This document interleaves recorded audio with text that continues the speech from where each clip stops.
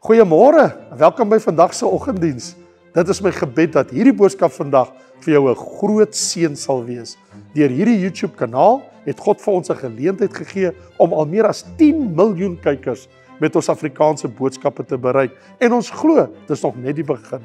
Jy kan help om die woord van God verder te versprei deur hierdie boodskap te deel met vriende, familie wat jy weet vandag die woord van God nodig het. Besoek gerus raymondlomba.com vir meer video's, artikels en boeke wat jou in jou geloof kan versterk. Geniet die boodskap wat nou volg en mag dit jou lewe verryk in Jesus Christus, ons Here. Amen.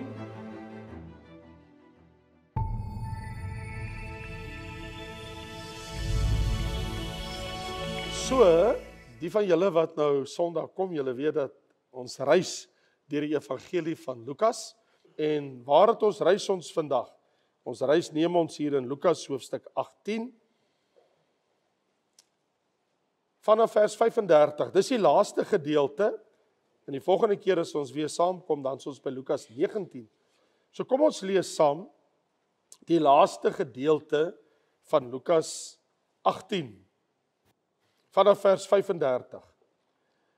En terwyl hy, dis nou Jesus, naby Jerigo kom, sit daar 'n blinde man langs die pad en bedel, en toe hy 'n skare hoor verbygaan, vra hy wat dit is. En hulle vertel hom, Jesus die Nasareëner gaan verby. Toe roep hy uit en sê, Jesus, seun van Dawid, wees my barmhartig. En die wat voorloop, bestraf hom, dat hy moet stil bly. Maar hy het al harder uitgeroep, Jesus, seun van Dawid, wees my barmhartig. En Jesus het gaan staan en bevel gegee dat hy na hom gebring moes word. En toe hy naby kom, vra hy hom en sê, wat wil jy hê moet ek vir jou doen? En hy antwoord, Here, dat ek kan sien. En Jesus sê vir hom, sien, jou geloof het jou gered. En onmiddellik het hy gesien en hom gevolg, terwyl hy God verheerlik.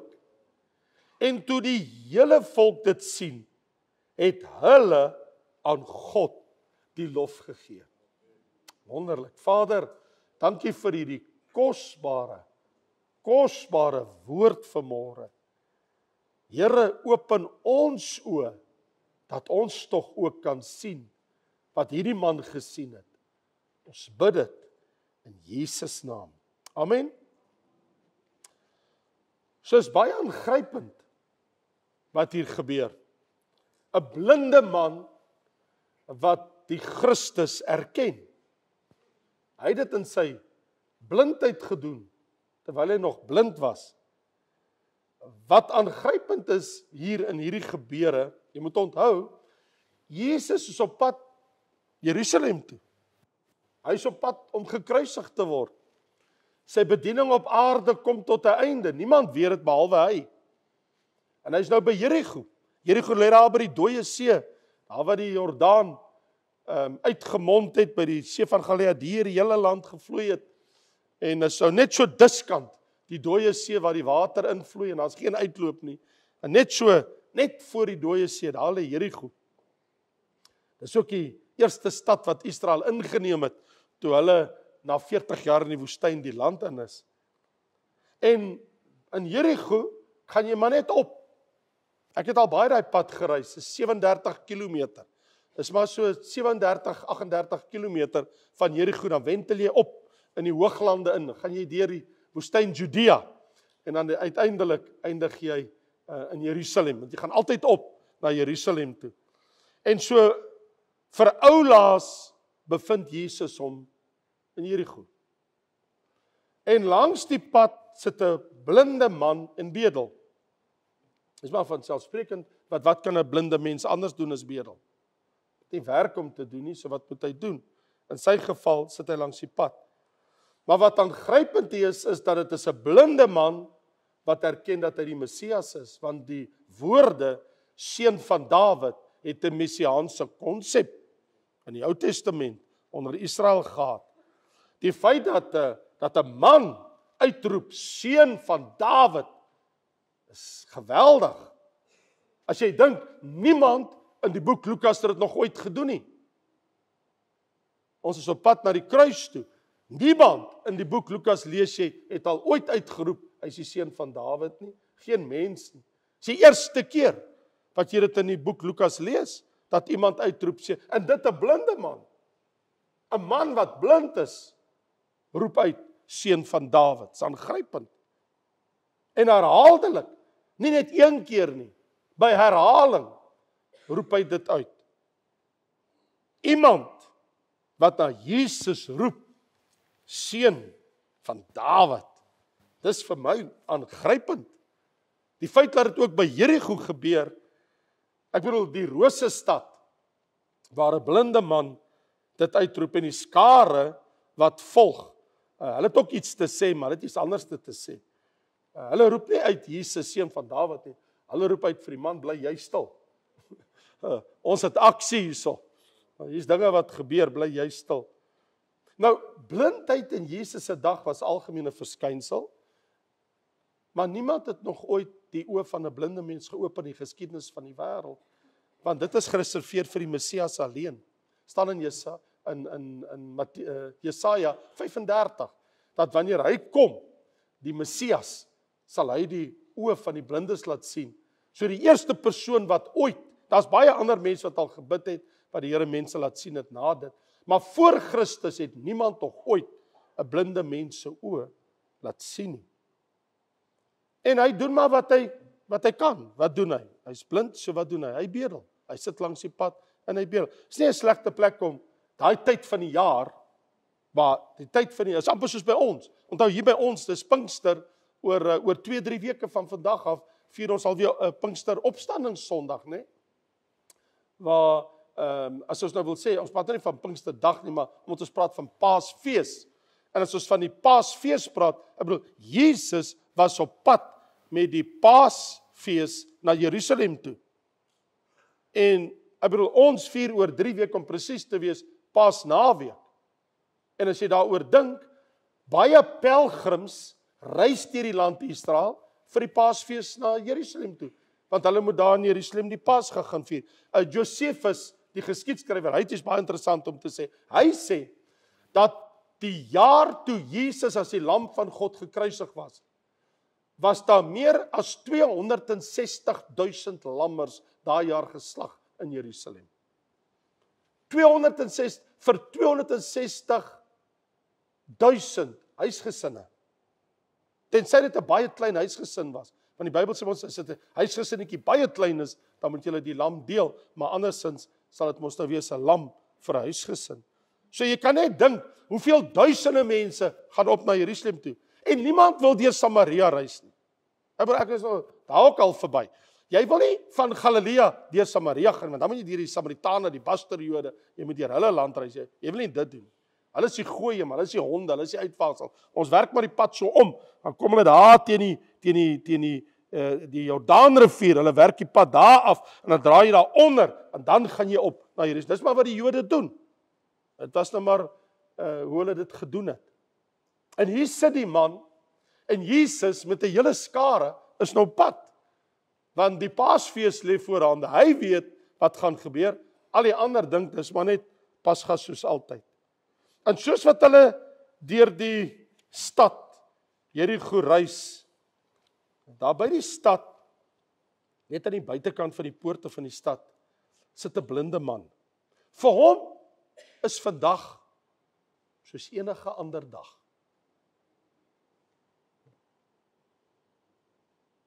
Hy kan niks sien nie, maar hy kan alles hoor. En hy weet, Paasfees lê om die draai, die mense begin kom deur die stad.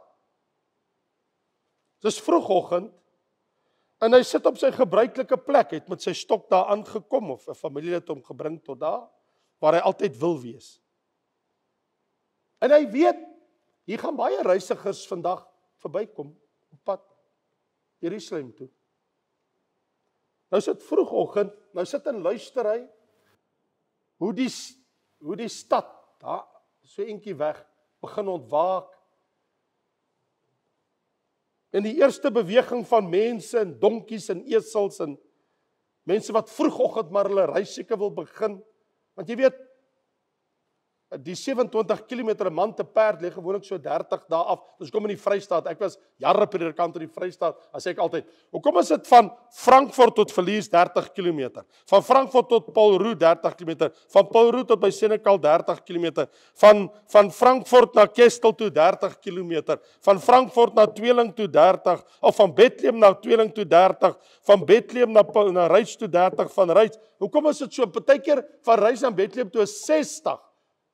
Nou, hoekom is dat partykeer 60, partykeer 30? Want ek altyd die raaisel gespeel met mense in my gemeente. Dan vra ek vir hulle, hoekom is al die distansies in daai deel van die Vrystaat 30? Want ek het geweet, dis so ver 'n man te perd met 'n dag gereis het, dan word dit 'n dorp.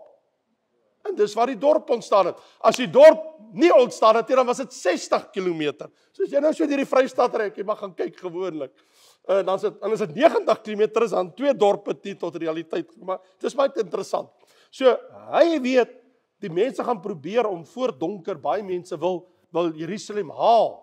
So vroegoggend gaan mense begin beweeg. So vroeg die môre, nou sit hy, en hy maak hom tuis.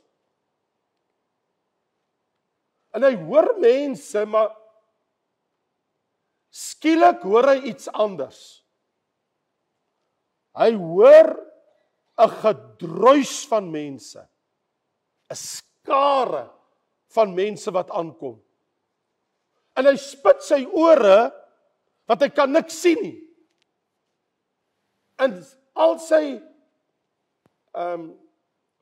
waarnemingsvermoë is tot die uiterste, want hier's iets anders vanmôre. Wat gaan nou aan? En hy hoor die voetjies van kindertjies wat by hom verby hardloop, want die kindertjies hardloop voor die skare uit, soos kinders maar is. En hy hoor die voetstappe van mense, maar hy kan hoor, dis baie mense, dis 'n hele skare, die mense rumoer en praat, en hy kan net hoor, hier gaan iets groots aan. En die Bybel sê, toe die skare by hom verbygaan, vra hy wat dit is. Wat gaan aan? Wat gebeur? Vertel my, ek kan mos nie sien nie. Verduidelik. Hulle sê vir hom, Jesus die Nasareëner, hy gaan verby. Dis Jesus se dorp toe gekom en hy's op pad Jerusalem toe, ons gaan saam. En hier gaan ons. En hy's like, wat? Hulle sê, Jesus die Nasareëner, hy gaan verby. Nou natuurlik, toe hy dit hoor, Jesus die Nasareëner gaan verby. Nasareëner is Jesus se publieke titel. Dit sê waar hy vandaan kom. Doen jy dit nie met mense nie? Sê jy nou ook altyd vir mense, wat is jou naam en waar kom jy vandaan? Ons almal doen dit. Doen jy dit ook? Jy doen dieselfde. Jy sê ook altyd vir iemand, wie is jy, waar kom jy vandaan? Dit is instinktief. Die eerste ding wat jy doen as jy mense ontmoet, jy wil altyd weet, wie is jy, wat is jou naam en waar kom jy vandaan? So, nou hoor hy, dis Jesus, dis wie die man is, wat die mense so te kere mee gaan, en hy kom van Nasaret af. So dit identifiseer, hy's nie 'n local nie. Hy's nie van hier rond nie. Hy kom nie hier van Jerigo se wêreld. Hy kom van 'n ander plek, uit die noorde, Galilea. Hy's nie plaaslik nie, hy's nie hier een van ons mense nie. Hy's 'n reisiger en hy's onderweg na Jerusalem. Nou toe hy dit hoor, Jesus van Nasaret, toe gaan daar so skok deur sy lyf, want hy weet iets, hy het iets gehoor. Het sy ouers dit vir hom vertel, of het iemand dit vir hom vertel, want hy kan nie die Bybel lees nie, maar hy weet iets. Daai man, Jesus, die Nasareëner, hy weet van hom, hy ken hom nie, het hom nog nooit gesien nie, maar hy weet van hom. En hy weet van hom, en in sy gees weet hy, Want sy ouers moes dit vir hom geleer het, dat hierdie man, wat eendag sal kom, die Messias, wat blinde mense se oë kan oopmaak, hy sal die seun van Dawid wees. En hy doen wat hy die beste kan doen. Hy kan nie sien nie, maar as niks vir sy mond verkeerd nie. So hy roep uit, Jesus, seun van Dawid, wees my barmhartig. En die mense is like, wie is die nou wat so skree? En hy is like, shut up, bly stil. Wat? En hy sit hier in sy vodde, en met sy bedelaarsstok op hom en sit, just keep quiet. Wat gaan met jou aan? Bly net stil. En hy roep al harder, Jesus, seun van Dawid, wees my barmhartig. Hy kan hom nie sien nie. Hy kan nie na hom hardloop nie. Niemand gaan hom tussen die skare mense, blinde man deurbring om by Jesus te kom nie. That ain't gonna happen. Maar as niks verkeerd met sy stem nie. Ook nie met die mense nie. Hulle skree vir hom, jy moet stil bly. Hy sê, nee wat, ek bly nou stil. Nou, dit is my dag hierdie. Jy sien, vir die skare is hy Jesus die Nasareëner. Dis wat hulle gesê het. Vir hom is hy die seun van Dawid. Jy sien, jy kan nie sit. Jy het jou eie denke oor die Here Jesus. Jy kan van hom dink wat jy wil. En jy kan van hom sê wat jy wil. Want dis wat hulle doen. Dis uit Jesus. Ja, hy doen wonderlike dinge. Nee, hy's maar net daar van Nazareth. Really? Hy's nie eens daar gebore nie, man. Hy's in Bethlehem gebore. So, 5 tot 8 myl van Jerusalem af. In sy hart weet hy, dis die Messias. Hy moet die Christus wees, want die seun van Dawid sal die Christus wees. Hy weet dit. Want hierdie waarheid is vas in sy hart. Ek weet, daai man, dis wie hy is. En daarvoor is hy nie blind nie. Hy mag blind wees fisies, maar sy hart is nie blind nie. Die mense om hom met blinde harte, dis maar net Jesus die Nasareën. Hy in sy gees, hy sien hom, die Christus. Dis wie hy is. Ek weet dit. Die mense verstaan, hulle is siende blind. Jy kan oë in jou kop hê en jou hart kan nog steeds blind wees. Glo my. Jy kan nie sit, jy kan Bybel lees, jy kan alles doen, en jy kan nog steeds so stokblind wees in jou hart.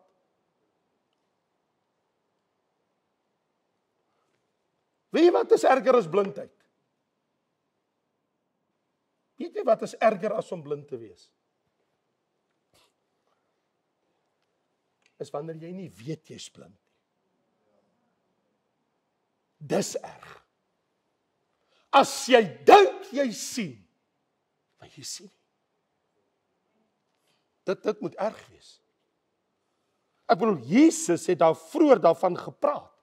In Lukas 11 vers 35, hy sê, pas op dat die lig in jou nie donkerheid is nie. Woe! Vriende, dit is 'n vreeslike ding. As jy dink jy sien, en jy's te blind om te weet, jy's in die donker. Mag die Here ons help van geestelike blindheid. Dan wil ek sê, eerder dat iemand fisies blind is, as wat jou hart blind is. Want fisiese blindheid is net vir 'n tyd lank. As jy in die hemel gaan, dan sien jy sien tot in alle ewigheid. Maar as die hart blind is, gaan jy in die donker duisternis van die ewige poel van vuur beland. Hy weet, want Jesaja 35, dit staan so, dat wanneer hy kom, die Messias, vers 5 van Jesaja 35, daar staan, hy sal die oë van die blindes open. Die ore van die dowes ontsluit. Hulle kan hoor. Die lamme, die krepele en die een wat nie kan loop, laat opspring soos 'n takpok. En die tong van die stomme sal praat. Hy kan jou oë laat sien, hy kan jou ore laat hoor, hy kan jou voete laat opspring en hy kan jou tong losmaak. Hy kan dit doen, want hy's God. Hy's God se seun, hy kan alles doen. Dis hy wat hier is. En nou moet ek vir jou sê, toe Jesus dit hoor,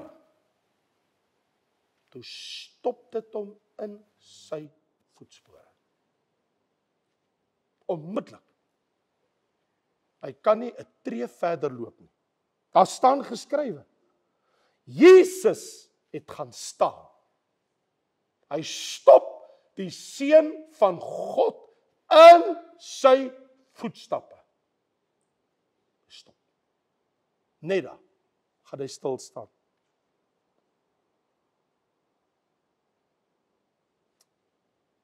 En hy sê, daai man wat so roep, bring hom hier.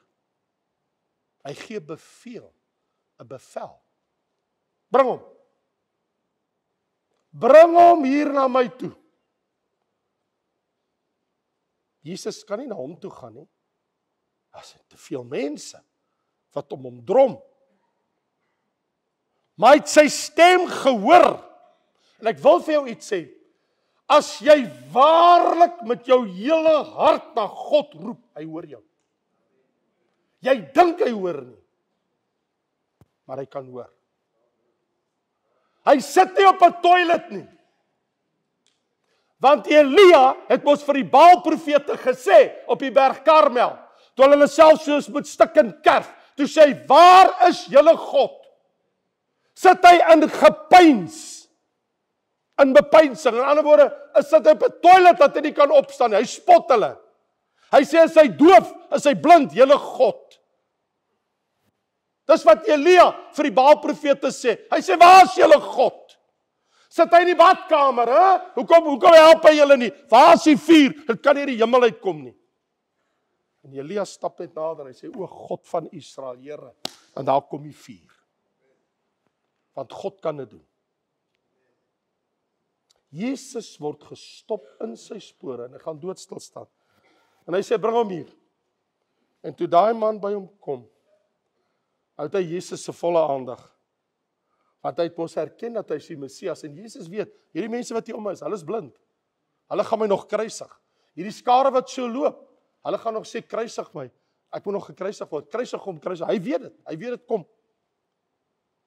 Maar die blinde man, hy kom staan voor hom. En nou doen Jesus eintlik 'n baie vreemde ding. Toe hy naby hom kom, dat hy by hom is, toe vra Jesus vir hom, hy sê vir hom, wat wil jy hê moet ek vir jou doen? Nou kan Jesus dan nou nie sien, hy is blind nie. Hy kan dit mos sien.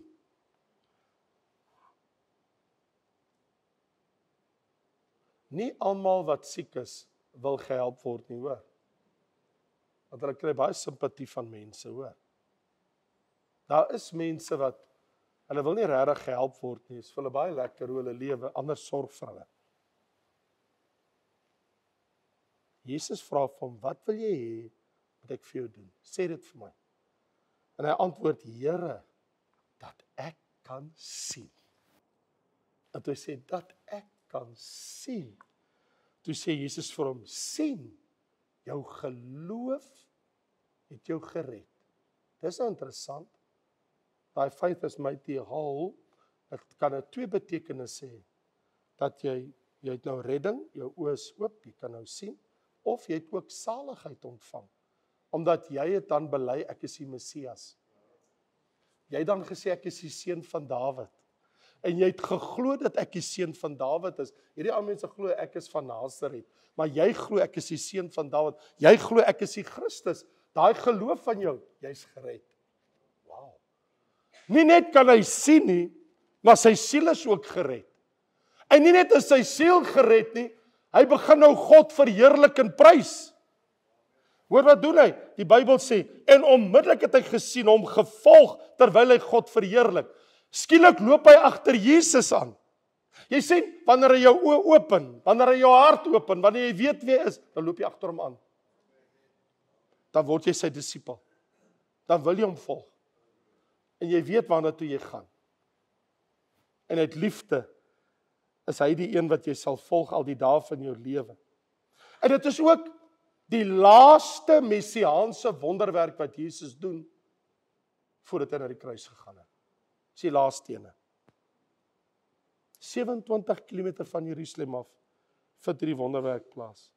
En wat vir my aangrypend is, toe ek terugblaai in die hoofstuk wat ek nou al 'n maand of 2 met julle behandel, toe sien ek in hierdie hoofstuk het ons al stil gestaan, hierdie selfde hoofstuk van Lukas 18, waar die weduwee nie ontmoedig was oor 'n onregverdige regter se gesindheid nie. Sy het aangehou en aangehou. Ek het in die hoofstuk ook gesien dat die tollenaar was nie ontspoor deur die kritiese gesindheid van die fariseer wat so eentjie weg van hom gestaan het nie.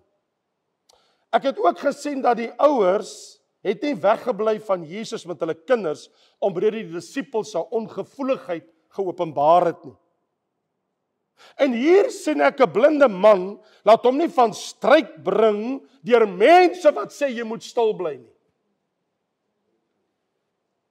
In elke geval was hier iemand anders wat mense wou verhinder om te doen wat hulle wou doen. Wat ek vir jou wil sê is, moenie dat iemand jou keer wat jy vir God wil doen nie. Moenie dat iemand in jou pad staan wat jy glo God van jou vra nie. Wat ek daardeur probeer sê is, natuurlik moet ons sensitief wees, maar jy kan mos sê, jou woorde vir God terughou, want iemand anders sê vir jou bly stil nie. As jou kinders vir jou sê, maar jy moet nou nie meer so bid nie, bid nog meer. As jou vrou vir jou vra, hoe gaan jy kerk toe, gaan nog meer. Wat 'n wonderlike ding. Hy kan nie net sien nie, maar hy volg Jesus. Hy is nou 'n disipel. En dit laat my net wonder, waar is ek en jy in hierdie hele prentjie? Waar is jy in dit? Ek bedoel, is ons blind? Kom ons vra die vraag, in alle eerlikheid. Kom ons vra nou die vraag. Wat van my? Is dit moontlik dat ek blind kan wees?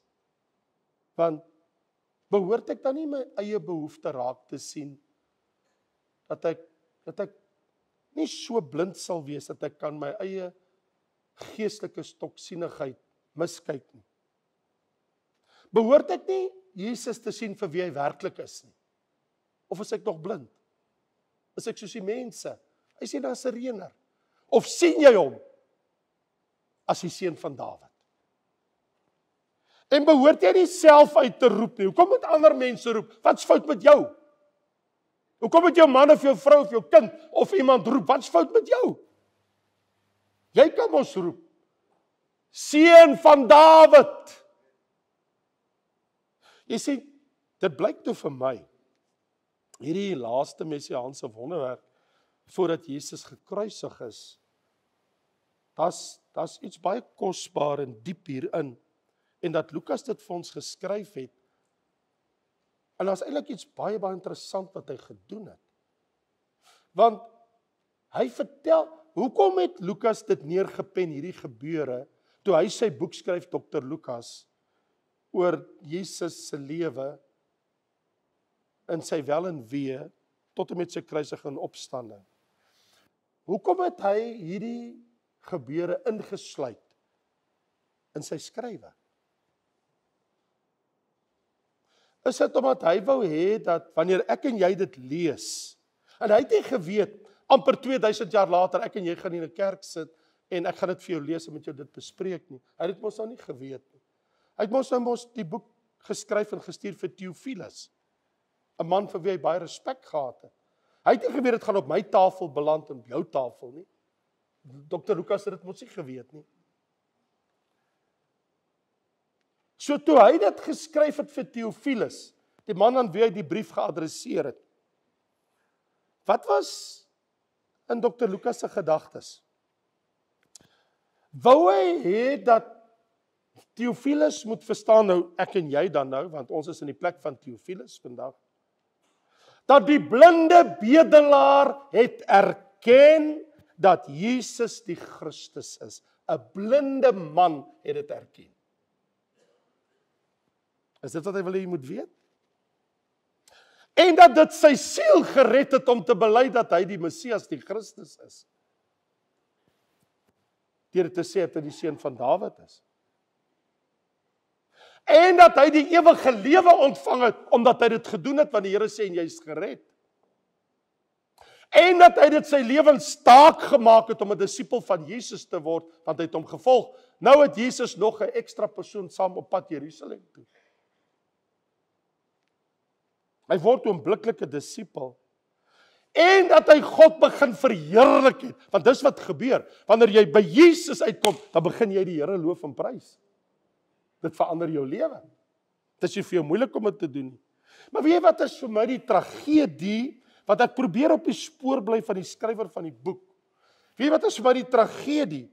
Die tragedie is net 'n paar verse van tevore het hy vir ons vertel van die ryk jong man wat bedroef omgedraai het en van Jesus weggegaan het. Want sy rykdom het vir hom meer beteken as Jesus. Ja, van vers 18 tot 30. 'n paar verse van tevore. Net 'n paar verse terug. Was daar 'n man wat na Jesus toe gekom het en met niks weggegaan het, sonder saligheid, sonder die ewige lewe, sonder redding, baie hartseer, en het Jesus verlaat. Hier sien ek 'n blinde man, hy was 'n ryk jong man, wat alles in die lewe gehad het wat vir hom werk. Hy het selfs 'n Bybel ook gehad, want hy weet wat in die gebooie staan in die wet. Hy het alles gehad, maar hy het Jesus verloor. En net 'n paar verse later, vind ons 'n blinde man, wat Jesus gevind het. Jy sê wat doen Lukas? So, dit laat my ten slotte net die vraag dan nou vra. Ek sal wil weet, watter een van die twee is ek en jy? Watter portefeulje pas my en jou? Is ons by die een wat maar net geluister het en my vrae kom vra? Ek bedoel, dis wat hy gedoen het. Ek het my vrae kom vra, baie dankie, en ek het my pad gevat. Dis wat hy gedoen het. Jy kan dit gaan lees, vroeër in dieselfde hoofstuk. Watter een van die twee se toonbeeld van my lewe? Is dit die een wat gekom het, hy het sy vrae gevra, hy het omgedraai, en hy het weggegaan, en hy is die ewigheid in sonder die Here? Of die een wat blind was, maar in sy hart geweet het wat die waarheid is, en toe na Christus geroep het, en saligheid gevind het, en gered is, en die Here gevolg het, en die Here verheerlik. Ek en jy is vandag, of by die een, of by daai een. Jy kan nie op 'n ander plek wees, en jy is of daar, of jy is daar. Of jy is nog blind, en jy leef in duisternis in jou eie hart, en jy dink, en onthou Jesus sê, pas op, dat die lig in jou nie donkerheid is nie. Kom ons bid. Vader, dankie vir hierdie kosbare woord. My God, help my, dat die lig in my nie donkerheid is nie. Here, dan eerder dat iemand blind is, as wat hulle geestelik blind is. Want dis 'n vreeslike ding, Here. Om so te sterf moet verskriklik wees. Om in blindheid die ewigheid in te gaan. En jy het gedink jy's in die lig. Vader, my gebed vanmôre is dat ek kan sien, Rabboni, Meester, Jesus, Seun van Dawid. Jesus van Nasaret, is waar. Dis die publieke titel. U is die seun van die mens. Dit het U self gesê. Maar ons weet dat volgens die skrifte is U ook die seun van Dawid, die gesalfde, die Christus, die Messias, die saligmaker, die lam van God wat na hierdie wêreld sou kom.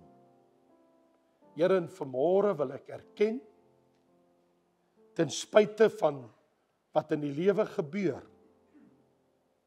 wil ek bely vanmôre. Ek wil 'n openbare belydenis doen en ek wil sê, Jesus, U is die seun van Dawid. U is die Christus. U is die seun van die mens. U is die seun van God. U is Immanuel. U is wie U gesê het U is. U is die ek is wat ek is. U is die Here. U is die verlosser. U is die middelaar. U is die eerste, die laaste. U is die een wat dood was, maar U lewe en U leef tot in alle ewigheid. U is die Amen van God. U is die waaragtige. U is die blinkmôre ster. U is die woord van God.